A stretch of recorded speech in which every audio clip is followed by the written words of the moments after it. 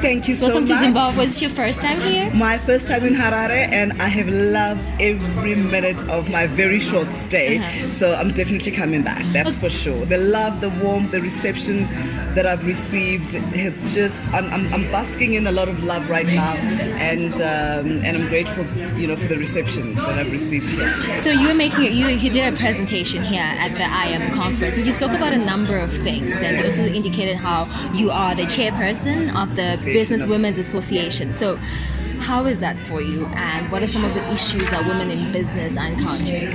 Being the chair of the Business Women's Association of South Africa is a big responsibility, because we, as a country, we can still see underrepresentation of women in corporate, underrepresentation of women in the public sector, and I'm bringing a discourse with government, with lending institutions, with civil societies, that there has to be an ecosystem that is conscious in being able to bring in women into the mainstream of the economy. So yes, we have our own challenges, but as the BWA, we call government to account as to why the gender parity is still an issue to this day and forth, why the pay parity is still an issue. But specifically with corporates and listed companies, we name and shame companies that don't have women on their boards, so that we can be able to hold them accountable.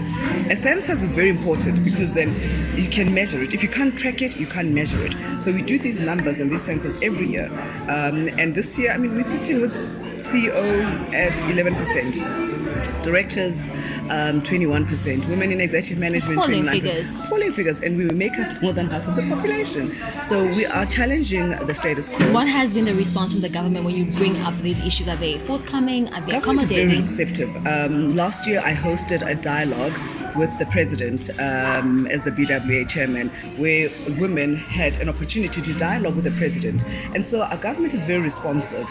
We have just had our current State of the Nation address, and the issues that we raised at the presidential dialogue that I hosted last year were very much included in the president's speech. Literally 60% of what women raised in that forum in November. At the last State of the Nation, we could see that our government and our president is taking the cause of women very seriously.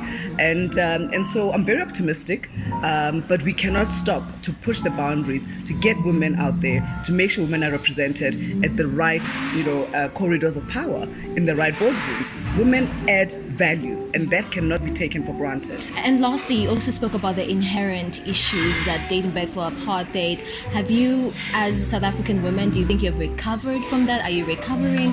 What's the status right now? I don't think anybody will ever recover from an apartheid system and what it has done to our people. We have a country, even in 2020, our people are still living below the breadline. Apartheid, it's systemic methodology to disenfranchise us and to disempower us as black people is generational. So it's going to take generations upon generations for that recovery to happen. But we have to continue to move the needle to make sure that the generations to come have a better landing pad where, even just the way apartheid was so evil and systemic, it even walked us on, even spatially. They put us in four-roomed houses, and putting us in four-roomed houses so that we do not have a vision and a view of what is possible. And so when our people, came into a little bit of money, people broke those four-roomed houses, put in big windows. So apartheid's legacy, we are still suffering from it, even in 2020. And it's going to take maybe another 100 years where there will be literally black and white can be able to say we are equal. The economic power still lives in the white hands. So what would you say to women? Of course, the issue to do with apartheid is this colonization in Africa as a whole. What would you say to women in Africa that are aspiring to be something beyond what is expected of them, or what is beyond themselves, so to speak? You cannot allow a system that was well orchestrated to disempower you succeed, we have to be rebels with a cause as women. We have to be able to use our voices to challenge the status quo. And you know, colonialism was also an orchestrated system. And so we need to break those barriers and those chains, those shackles of the past to bring a new generation of women. And if we don't do that, my generation, the generation of the 70s, if we don't do that, how old are you? I am 27. So you're a what? A Z.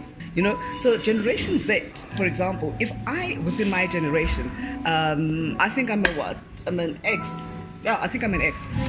If I don't do my part, I'm not giving you an opportunity to then So win. it has to cascade down the generations. Yeah, I have to do my part so that your generation can be able to have a better landing pad, and then generations beyond yours. So you also equally have that responsibility to do your part, whether in broadcasting, which you are in, and the stories that you tell, and how you narrate them, and how you speak of the content.